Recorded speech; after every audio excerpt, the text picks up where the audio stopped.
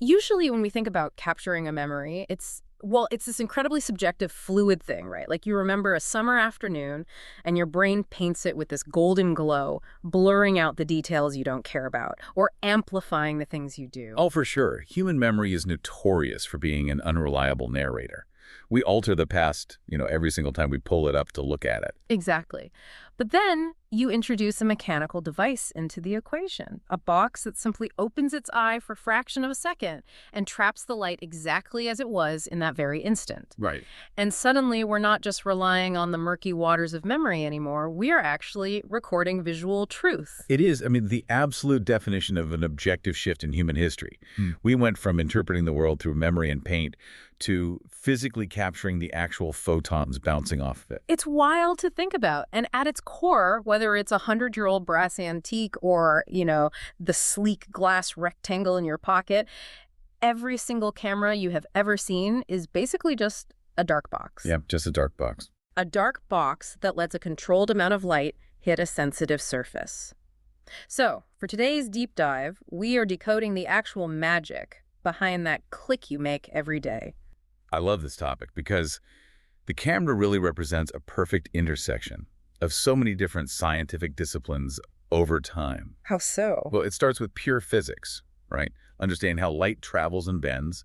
Then it moves into chemistry with the development of light-sensitive materials. And eventually... Refractions right into computer science. Exactly. Yeah. But before we can even talk about the wild shapes and sizes cameras have taken over the centuries, we really need to understand how they pull off this trick of trapping light in the first place. Right. The whole mechanism is built around exposure control. And the first major player in that process is the aperture. Yes, the aperture. The easiest analogy for the aperture is right in your own face. It's the pupil of an eye. That's a great way to put it. If you walk into a pitch black room, your pupil dilates. It gets incredibly wide to let in as much ambient light as possible so you don't, trip over a coffee table. Walk out into bright midday sunlight and your pupil shrinks down to a tiny dot so you don't blind yourself. The camera's aperture does the exact same thing, using overlapping metal blades to physically widen or narrow the opening inside the lens. Yeah, and in photography, the size of that opening expands and contracts in these standard increments called f-stops. Oh, the f-stops. Yeah, the numbering system that trips up almost everyone who is new to the subject, because it seems completely backward at first glance. It really does. The numbers typically range from, say, f1.4 up to f32. The catch is that the smaller the number like f1.4, the wider the opening. Which feels entirely counterintuitive. Why would a tiny number mean a massive opening and a huge number like 32 mean a tiny pinhole? Right, because it's actually a fraction. The f stands for focal length. Sure. So when you see f2, you're actually looking at the fraction 1/2. Oh, okay. When you see f32, you're looking at 1/32. A half is a much larger slice of pie than a 32nd. Yeah. So an f1.4 opening is letting in a massive amount of light, and an f32 opening is barely letting in a sliver. That makes so much more sense. It's literally just basic fraction. Exactly. And every time you move up a standard increment, say from f4 to f5.6, you are halving the amount of light that enters the camera. Correct. But the aperture isn't just a dimmer switch, right? It also dictates depth of field, which is the distance range in your photo where objects appear perfectly sharp and clear. Yes, this is where it gets really artistic. Right. If you use a really wide opening, a large correction like f1.4, you get a very narrow depth of field. Your subject, maybe a person's face, is tack sharp, but the background behind them just melts into this beautiful, creamy blur. And that shallow depth of field happens because the wide opening forces light rays to enter the lens from much steeper angles. Okay. The glass has a harder time bending all those extreme angles to a single deep focal point. So only a thin slice of the world is sharp. Makes sense. Conversely, if you shrink that aperture down to a tiny fraction like f32, you force the light to only come straight through the center of the lens. The angles are shallow, the light rays are highly organized, and your depth of field increases massively. So everything is in focus. Exactly. Everything from the flower right in front of the lens all the way to the mountains miles in the background will appear sharp. Wow. Okay, so the aperture is only half of the mechanical equation for letting light into that dark box. The other half is the shutter. Right, a shutter. Which is like the eyelid. It determines how long the light-sensitive surface at the back of the camera is actually exposed to the light coming through the lens. Yeah, and there are basically two main mechanical ways to build a shutter. First, you have the leaf-type shutter. Think of a circular iris diaphragm, held under spring tension, sitting right inside the lens itself. When you press the button, it rapidly snaps open and closed. But then you have the much more common focal plane shutter. Yeah. This one doesn't sit inside the lens. It operates right up close to the film or the digital sensor at the back of the camera. It's basically two metal plates or cloth curtains that pass across the light-sensitive surface. This mechanism is brilliant, but it is fundamentally strange when you really look at it. How so? Well, at fast speeds, the first curtain starts opening, and before it even finishes crossing the frame, the second curtain follows right behind it. You essentially have a moving slit of light traveling across the sensor. A moving slit, Okay. which introduces a wild physics quirk called the rolling shutter effect, right? Yes, exactly. Like if you take a picture of an airplane propeller spinning at high speed using a focal plane shutter, the propeller blades look bent or completely detached in the final image. Right, because the moving slit of light is exposing the top of the photo slightly before it exposes the bottom. Ah, The propeller physically moved during the tiny fraction of a second it took for that slit to travel down the frame. that is so crazy. Even with those quirks, the speed of these shutters is astonishing. I mean, exposure times can range from several minutes for a dark night shot all the way down to 1/1000th of a second. Yeah, the range is incredible. Like a long exposure of a waterfall turns the rushing water into a smooth, misty cloud because the water is continuously moving while the shutter is open. But a 1/1000th of a second exposure freezes a speeding car or a hummingbird's wings in midair. Right.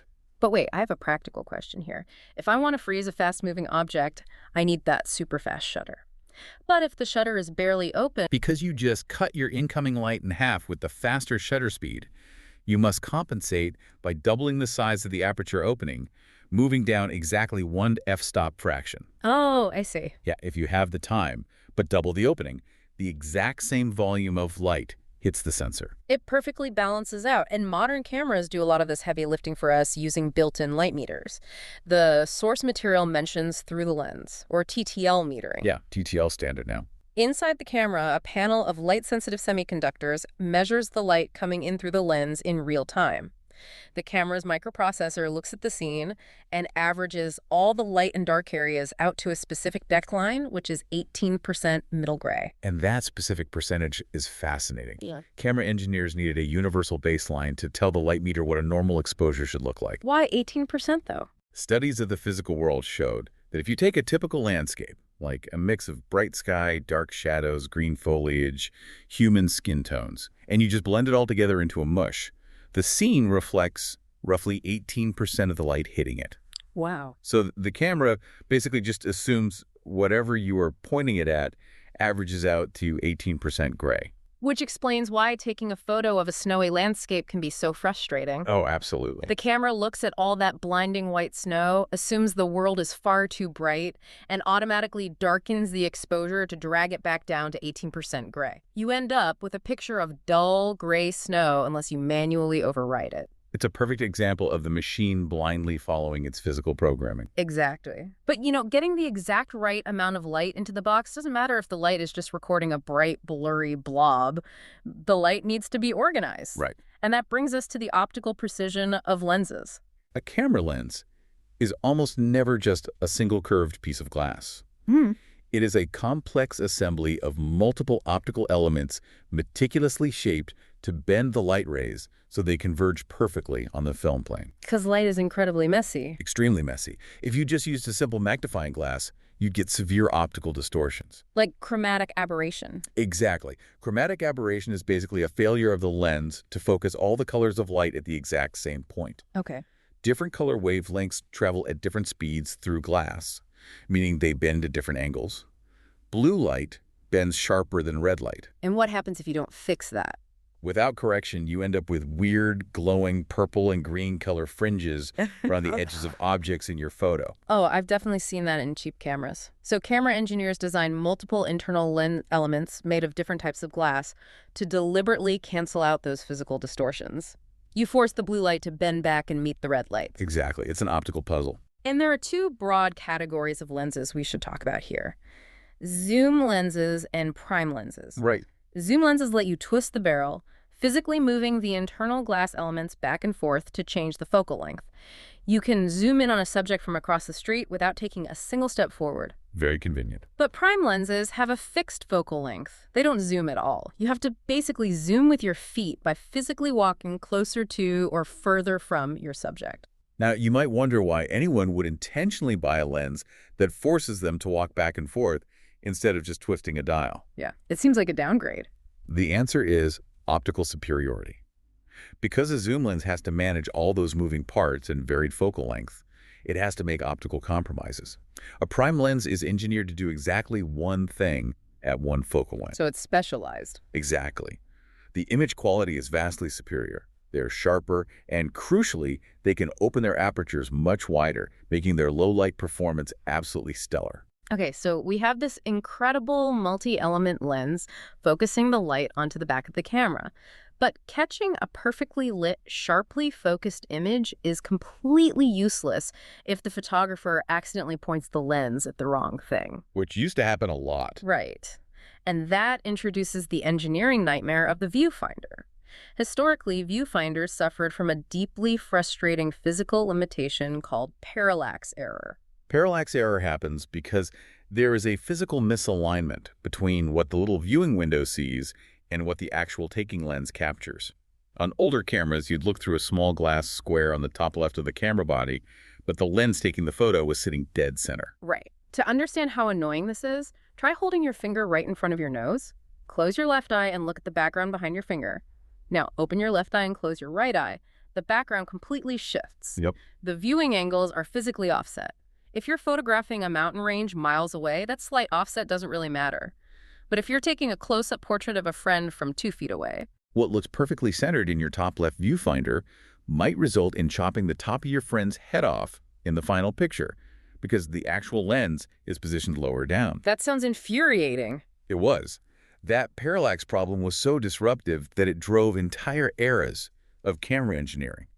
Designers created wildly different camera shapes specifically to solve it. And the ultimate dominant solution to the parallax error was the single-lens reflex, or SLR camera. The SLR completely solved the parallax issue by using a brilliant trick. A front-surfaced mirror placed at a 45-degree angle right in the optical path behind the lens. Okay. The light enters the taking lens, hits that mirror, bounces up into a glass pentaprism on the top of the camera, and then shoots straight out the viewfinder to your eye. You are looking precisely through the very lens that will take the picture. So what you see is 100% exactly what you will get. No more chopped off heads. Exactly. But wait, if that physical mirror is sitting right behind the lens, bouncing light up to my eye, isn't it physically blocking the film at the back of the camera? Oh, you caught that. Yeah. How does the light hit the film to take the picture without the mirror getting in the way? You have zeroed in on the exact quirky reality of the SLR mechanism. To expose the film, that viewing mirror has to mechanically slap up and out of the way for a fraction of a second. It is a momentary blindness precisely at the moment of capture. Seriously? Seriously. When you press the shutter button, the mirror flips up, your viewfinder goes completely pitch black, the shutter curtains slide open and close to expose the film, and then the mirror drops back down. That sounds incredibly disorienting if you are trying to track a moving subject, like, say, a race car or a bird. It was a huge source of friction. Early SLRs were so clunky that the mirror actually stayed locked up in the roof of the camera until you physically wound the film to the next frame. So you were just staring into total blackness after every single shot. It's exactly. The introduction of the instant return mirror in the 1950s, where Japanese engineers figured out how to make the mirror automatically slap up and drop back down in milliseconds, was a massive milestone. It minimized that blindness and made action photography viable. And there were so many other wild mechanical formats designed to solve these exact framing problems, like the massive, large-format view cameras with those long, extendable accordion bellows. Oh, the classics. Yeah, they used huge sheets of film and were primarily used for architectural photography because you could physically tilt the lens independently from the film back. Yeah. That corrected the perspective lines so tall buildings didn't look like they were falling over backward in the photo. We also saw twin-lens reflex cameras. Instead of a flipping internal mirror, they stacked 2 identical lenses right on top of each other. Right. The bottom lens exposed the film, and the top lens bounced a permanent image up onto a viewing screen you look down into from above. Which is such a weird posture to take a photo from. And at the opposite end of the spectrum, you had subminiature cameras, notoriously used for espionage. Some used film barely 8 millimeters wide to secretly copy documents. Pure James Bond stuff. Right. So we've built the ultimate light trapping box, and we've perfected the glass to focus the light. But what is actually catching that light? For over a century, that canvas was analog photographic film. And photographic film is pure chemical alchemy. The surface of the film is coated in a gelatin emulsion containing millions of microscopic silver halide crystals. This is where the physics and chemistry actually crash into each other. Exactly. When a photon of light comes through the camera lens and strikes one of those silver halide crystals, it physically alters it. The light energy knocks an electron loose, which combines with a silver ion to form a microscopic speck of black metallic silver. Right. The brighter the light hitting an area of the film, the more metallic silver specks are formed. Yeah. But here's the crazy part. You can't see this happen? Wait, you can't? No, it forms what is called a latent image, an invisible chemical blueprint of the photograph burned into the emulsion. Oh, wow. So to actually see the image, you have to plunge the film into a chemical developer bath in total darkness. Yep. The developer seeks out those microscopic specks of exposed silver and exponentially multiplies them, darkening the areas where the light hit. It was an entire process of delayed gratification. You didn't know if you actually captured the moment or if you left the lens cap on until hours or days later. And that entire paradigm of manual labor, chemical baths, and delayed gratification was obliterated by the digital revolution. Absolutely obliterated. And the foundational digital shift happened much earlier than most people realize. Yeah, this part of the source material is amazing. In 1975, an engineer named Steven Sasson built the first working digital camera prototype. And the historical irony here is that he worked for Kodak, the absolute kings of the analog chemical film empire. Yeah, Kodak. Sasson utilized a relatively new technology called a charge-coupled device, or CCD sensor. This sensor discarded the silver halide crystals entirely. Instead, it converted incoming photons directly into electrical charges. The specs of this prototype are staggering by today's standards. It captured a resolution of 0.1 megapixels. Oh, it was so primitive. Sasson basically built a digital Frankenstein. He cobbled together parts from a movie camera to make the lens and the body. And since memory cards were decades away from existing, this massive, heavy contraption saved the digital data onto a standard audio cassette tape. A cassette tape. Yes. It took 23 seconds just to write the image to the tape. To actually look at the photo, you had to pull the cassette out, put it in a separate custom-built tape reader, and view it on a television monitor. It's wild. Kodak possessed the foundational technology for digital photography in the 1970s. But because their entire global monopoly was built on selling chemical film and photographic paper, they dragged their feet on commercializing it. A fatal mistake. Truly. By 2003, digital camera sales officially surpassed film cameras in the United States. Photography had fundamentally shifted from a scarce physical chemical resource to an infinite, instantaneous electrical one. And as the digital era progressed, the sensors evolved. We moved away from those early CCD sensors. A CCD sensor basically operates like a massive bucket brigade. Right. It reads the electrical charge of the pixels by passing the data down the line row by row to a single amplifier at the corner of the chip. And that bucket brigade method produced great images, but passing the data down the line took a tremendous amount of electrical power and was inherently slow. Okay. Plus, if you pointed a CCD camera at a really bright light, the buckets would literally overflow with electrical charge, spilling into the adjacent rows and creating these ugly, bright streaks across the image. Oh, I remember those streaks on early digital videos, which is why the industry shifted to CMOS sensors, complementary metal oxide semiconductor chips. The brilliance of the CMOS sensor is that instead of a bucket brigade, every single pixel on the grid gets its own tiny microscopic amplifier. Wow, every single one. Every single one. The camera can read the electrical value of every pixel simultaneously and independently. That structural change drastically lowered power consumption and allowed for incredibly fast frame rates. It's the technology that makes it possible to shoot continuous high-definition video on a battery-powered device without draining it in 5 minutes. Exactly. And the miniaturization of those highly efficient CMOS sensors paved the way for the most significant shift in modern photography history. Taking this light-trapping box, shrinking it down to the size of a fingernail, and putting it in another device entirely. The smartphone camera. It made photography a ubiquitous everyday activity for billions of people almost overnight. It really did. The historical marker here is the Sharp JSH04, introduced in Japan in the year 2000 as the world's first widely available digital camera phone. And let's be honest, those early camera phone pictures looked like heavily pixelated, muddy Oh, smears. they were terrible. But today, we have smartphones capturing stunning, professional-level images. But wait, we just spent 20 minutes talking about massive glass lens elements, fixing optical distortions, physical irises opening and closing for depth of field, and the math of the exposure triangle. Right. Smartphone lenses are physically tiny. They don't have moving metal aperture blades or long focal lengths. Are our phones basically faking it to get good photos? They absolutely are. But they're faking it using some of the most advanced computer science on the planet. Okay. This is the era of computational photography. Because a smartphone cannot physically fit a large format piece of glass or a massive image sensor inside a chassis that is only millimeters thick, it uses software algorithms and artificial intelligence to digitally simulate the physics we've been discussing. That is wild. So when you press the shutter button on your phone, you think you were taking one picture. In reality, the camera has likely just taken a rapid-fire series of photos in a fraction of a second, all at varying exposure levels. Exactly.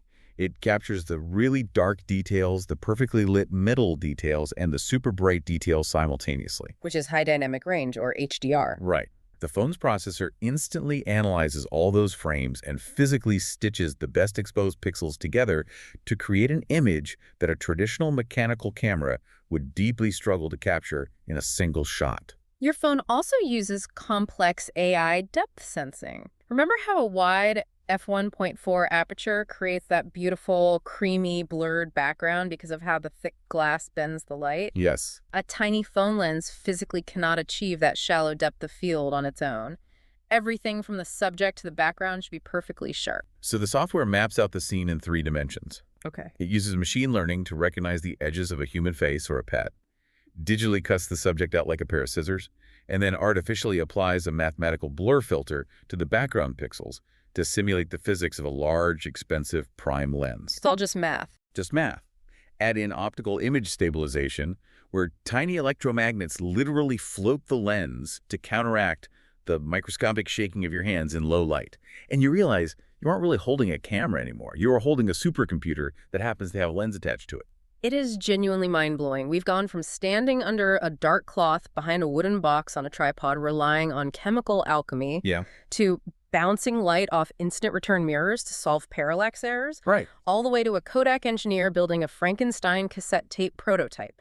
And it all culminates in an AI-powered chip sitting in your pocket that seamlessly manipulates data to give you a perfectly exposed picture in the dark. The evolution of the camera is really the story of humanity building increasingly complex tools just to stop time for a fraction of a second. Beautifully said. The next time you pull out your phone to snap a quick photo of your lunch or your dog doing something goofy, take a second to appreciate it. You are holding centuries of physics, chemistry, and engineering, all culminating in that split-second click. It really is a magical box. But that magic leaves us with a fascinating philosophical puzzle to chew on. Oh, what's that? If modern computational photography relies on invisible algorithms to combine multiple exposures, mathematically fix low lighting, and artificially blur backgrounds based on what an AI thinks the subject is the camera still an objective tool that captures visual truth, as we talked about at the beginning? Or is it starting to interpret reality for us?